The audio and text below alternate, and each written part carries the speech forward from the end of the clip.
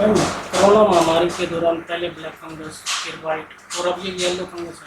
तो इस बारे में थोड़ा विस्तार से बताइए, किस तरह कैसे आ रहा है ये मरीजों में? कोरोना वाले को ही हो रहा है या फिर किसी और भी अन्य मरीज को भी उसमें भी लक्षण दिखाई देंगे? एक्चुअली सर, ये जो फंगस डिजीज है, it is not an old disease. कोई पुरानी कोई ऐसा नहीं है कि मतलब कि नई बीमारी नहीं है, ये पुरानी ही बीमारी है। ये कोई पहले क्या होता था कि कोई भी इम्यूनो कॉम्प्रोमाइज्ड पेशेंट है, कोई डायबिटिक पेशेंट है, जिनकी इम्यूनिटी नॉर्मल पैथोजन से फाइट करने की, नॉर्मल कीटाणुओं से फाइट करने की कम है, उनमें नॉर्मली होता था। तो आजकल क्या है, कोविड के बाद इम्यूनिटी बहुत कम हो जाती है। उसके कारण ये जो नॉर्मल जो एयर में प्रेजेंट पैथोजेंस हैं, हम जो सांस ले रहे हैं एयर, इसमें fungus, bacteria, viruses normally they are present. But thing is, हमारी बॉडी की इम्यूनिटी इतनी होती है कि ये जो नॉर्मल पैथोजेंस है, इससे हमारी बॉडी फाइट कर लेती है। लेकिन ये जो मिकॉर है, जैसे मिकॉर है या सीएमवी है, आजकल काफ़ी सारे वायरसेस जो हैं ना, वो उनका भी फिर से इन्फेक्शन पाया गया है। जो नॉर्मली पहले की एचआईवी पेशेंट्स में या जो ट्रांसप्लांट के पेशेंट्स में या डायबिटिक पेशेंट्स होते थे या कैंसर के पेशेंट्स होते थे, उनमें जो सेकेंडरी कॉम्प्लिकेशंस होती थी, वो फिर भी कोविड के पेशेंट्स में आजकल आने लगी हैं। The reason for that is decrease in immunity. And बाकी जो एडिशनल कुछ फैक्टर्स हैं, जैसे आजकल जो फंगस है, फंगस भी कई तरह की होती है। ब्लैक फंगस जिसको आज बोलते हैं, दैट इज मिकोरमाइकोसिस। बाकी white fungus, yellow fungus, these are different types of fungus. They are all actually fungus. They are present everywhere in our environment. हमारे आसपास में हर जगह पे प्रेजेंट है। हमारी इम्यूनिटी कम होगी तो किसी भी टाइप का फंगस हमें ग्रो कर सकता है। इसमें काफ़ी फैक्टर्स हैं जिसके कारण वो जो फंगस है हमारे अंदर, मतलब जिसके कारण हम उसको संक्रमित हो सकते हैं। One is post covid immunity कम होने के कारण हम जब बाहर जाते हैं, एयर जो पैथोजेंस हैं अब इनहेल करते हैं, हमारी शुगर कंट्रोल्ड नहीं है, तो वो कहीं भी हमारे ऊपर अटैक कर सकती है। तो ये अब किस तरह का है, ब्लैक भी हो सकता है वो फंगस, किसी भी वाइट भी हो सकता है, येलो भी हो सकता है। It depends upon the species of fungus. तो इससे बचा कैसे जा सकता है? सर देखो, जो मोस्ट एग्रीवेटिंग फैक्टर्स जो जिनके कारण ये कह रहे हैं कि फंगस ग्रो करता है या इसकी प्रेजेंटेशन आती हैं, सबसे पहले आई टेल यू कि इसकी प्रेजेंटेशन किस तरह की है। क्यूटेनियस फंगस, स्किन के ऊपर डिजीज शुरू होना। राइनोसेरिब्रल मीन्स हमारे साइनसेस से उसके बाद ब्रेन में इन्फेक्शन आना, आईज में सूजन आना, नाक के आसपास इस एरिया में redness, swelling, pain, persistence. Sinusitis जो होती है ना, साइनसेस जो है वो सूज जाते हैं, वो कंपोनेंट। पल्मोनरी कंपोनेंट जब हम हमारे लंग्स में चला जाता है, वो भी एक अनदर टाइप ऑफ फंगस है। मैम, अभी तक में आपने ब्लैक फंगस और वाइट फंगस के कितने केसेस हैं? सर, आज पर रिपोर्ट टिल यस्टरडे हमारे पास नियरली 97 केसेस के अराउंड थे। जो 93 cases which are presented MMC Amroha. Along with it कुछ केसेस हैं जो सस्पेक्टेड हैं, जो प्राइवेट में भी है। एंड उन मतलब उनको हम आज ऐड ऑन करके जो एग्जैक्ट वैल्यू है वो आज दे देंगे। लगभग 105-10 के अराउंड नंबर आएगा। क्योंकि 10-15 केसेस हैं जो प्राइवेट में भी हैं, उनका exact number will note it. Death कितनी हो चुकी है मैम इसमें? डेथ इसमें से काफ़ी एक्सपायर कर रही थी। एक्चुअली ये जो है वो उसमें जो हमारे पास एमएमसी अमरोहा में है, उसमें कुछ पेशेंट्स में डेथ भी है। Exact number I don't know, but deaths are there.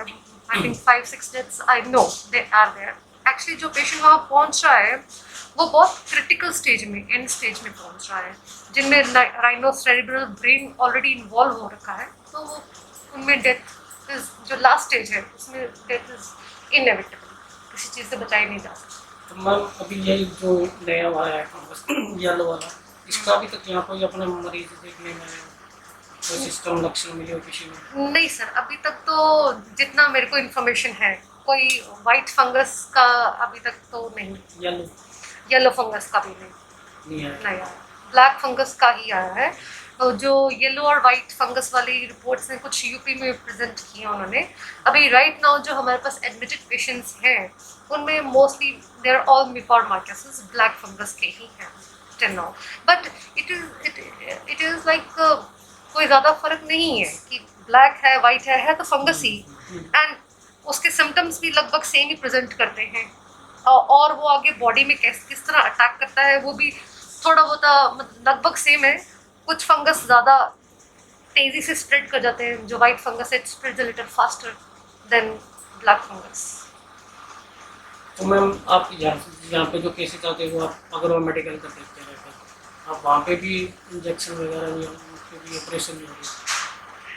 Sir जो भी हमें गवर्नमेंट ऑफ हरियाणा ने गाइडलाइंस दी हैं कि जो भी केसेस हैं गवर्नमेंट सेक्टर में या जो भी केसेस हैं they are to be referred at the 8 to 9 जो 10 सेंटर्स हमें दिए हैं गवर्नमेंट के, और they are mainly medical colleges जो हिसार के और आसपास के एरियाज हैं, they are to be referred to MMC Agroha. तो सारे के सारे केसेस अग्रोहा में ही जा रहे हैं, तो मतलब हम उनको स्ट्रीमलाइन करके उनको सस्पेक्टेड को अलग से निकाल के सारे के सारे ट्रीटमेंट के लिए अग्रोहा ही भेज रहे हैं। बट प्राइवेट हॉस्पिटल्स हैं यहाँ पे, वो भी कुछ प्राइवेट हॉस्पिटल्स रख रहे हैं और ट्रीटमेंट दे रहे हैं। क्या एहतियात बरती जा सकती है डॉक्टर?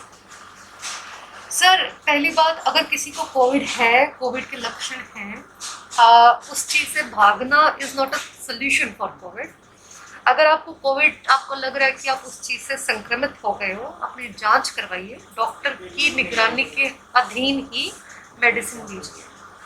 डॉक्टर की निगरानी के अधीन अगर आप मेडिसिन नहीं लेते हो, क्या है द मेन रीज़न कि ये ब्लैक फंगस इसलिए ग्रो कर रहा है क्योंकि इम्यूनिटी कम हो रही है। इम्यूनिटी क्यों कम हो रही है?